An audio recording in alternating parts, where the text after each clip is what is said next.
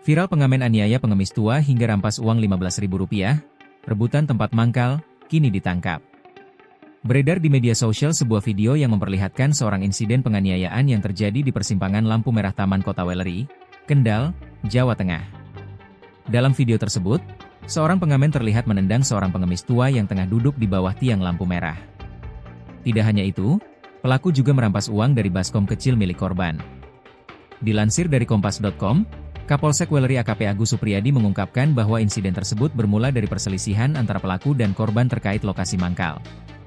Muhlisin menjadi korban pemukulan Agus Burhanuddin karena rebutan tempat mencari nafkah, ujar Agus, Senin, 3 Maret 2025. Berdasarkan hasil penyelidikan awal, pertikaian antara keduanya memicu tindakan kekerasan dari Agus Burhanuddin kepada Muhlisin. Agus Burhanuddin memukul dan menendang Muhlisin, serta merampas uang tunai sebesar Rp15.000. Setelah menganiaya Muhlisin, Agus Burhanuddin langsung melarikan diri. Polisi yang melakukan penyelidikan berhasil mengamankan barang bukti dari tangan pelaku, berupa uang pecahan Rp2.000 sebanyak 5 lembar dan Rp1.000 sebanyak 5 lembar. Saat ini, kasus tersebut masih dalam tahap penyelidikan lebih lanjut.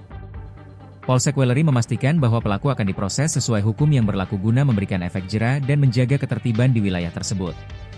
Kapolsek juga mengimbau masyarakat agar segera melaporkan setiap kejadian yang melanggar hukum sehingga dapat segera ditindaklanjuti.